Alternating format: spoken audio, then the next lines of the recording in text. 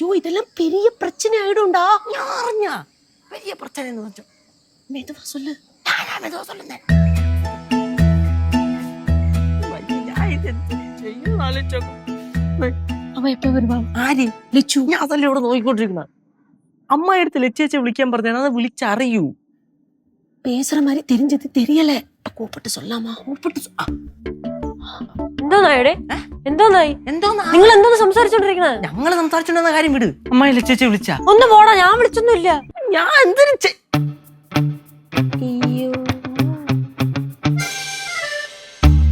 ഇതേ പറഞ്ഞടാ, ഞാൻ പോണു കേട്ടോ, ഞാൻ പോണു. நீ ஏதோ பண்ணிக்கோ, நானும் போறேன், அவ்வளவுதான். ഞാൻ എന്തിനു പെണ്ണായി? நீ ஏதோ பண்ணிச்சே.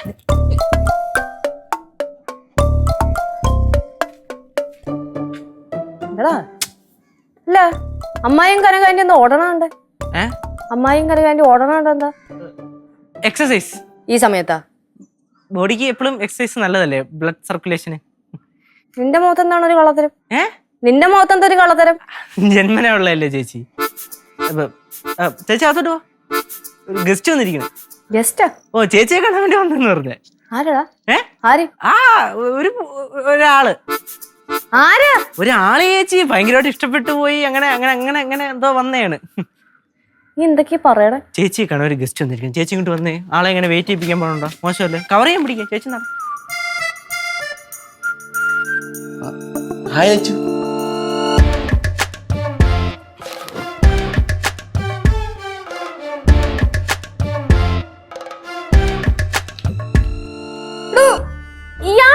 ഇയാള് ഇതിൽ പോയില്ലേ?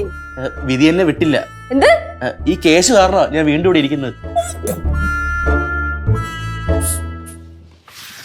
എൻ്റെ പൊന്നു ചേച്ചി, സത്യമായിട്ട് എനിക്ക് അറിഞ്ഞുകൂടായിരുന്നു. അമ്മച്ചിയാണ്.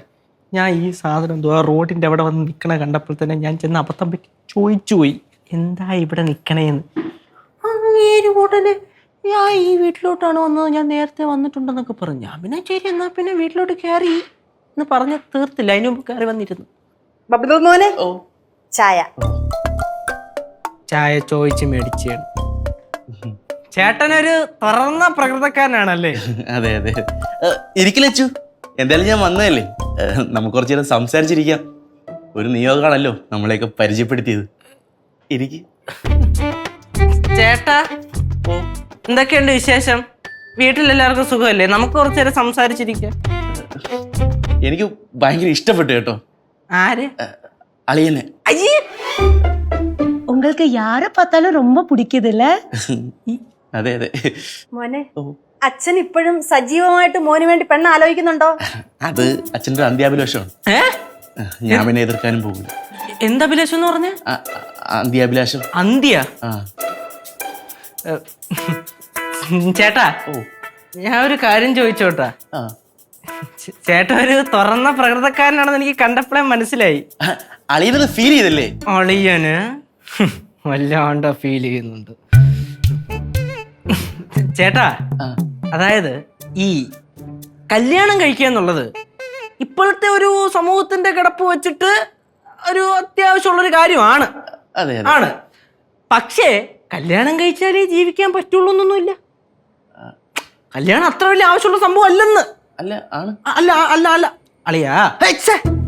അളിയാന്ന് വിളിച്ചോ? ഇല്ല, വിളിക്കൂല ചേട്ടാ. അതായത് ഈ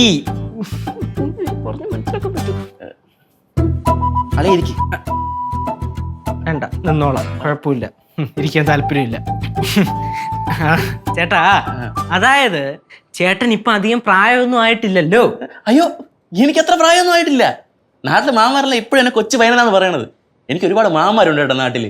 എല്ലാരും എനിക്ക് വൈകിട്ട് മുട്ടായി പോകാൻ ചേരും. ഭയങ്കര സ്നേഹമാണ്. ബബ്ലുവിന് ഏറ്റവും ഇഷ്ടമുള്ള മിഠായി ഏതാ? മുട്ടായികള് എല്ലാം എനിക്ക് ഇഷ്ടമാണ്. പക്ഷെ മറ്റേ നാരങ്ങ മുട്ടായി ഉണ്ടല്ലോ, ചുവന്ന നാരങ്ങ മുട്ടായി ഉണ്ടല്ലോ, അതെനിക്ക് ഭയങ്കര ഇഷ്ടമാണ്. എനിക്ക് ഏറ്റവും ഇഷ്ടം തേൻമിഠായിയാണ്. എന്തോ ചായ കുടിക്ക്, ചായ അടുത്ത് പോകും. மத்தியானம் சாப்பிட்டுட்டு தானே போவீங்க? കനകാന്റി, അമ്മൂമ്മ, ചേട്ടന് പോയിട്ട് ഒരുപാട് പണി കാണും. അപ്പൊ ചേട്ടൻ ഇപ്പൊ തന്നെ ഇറങ്ങും, മധ്യാഹ്നം സാപ്പിടാൻ നിൽക്കൂല. ഇല്ലല്ലയാ, എനിക്കൊരു പണിയില്ല. അച്ഛനാ എന്നെ നോക്കണത്. ഫ്ലവേഴ്സ് സ്മാർട്ട് ഷോ ശനി ഞായർ ദിവസങ്ങളിൽ രാത്രി 9:30 ഫ്ലവേഴ്സിൽ.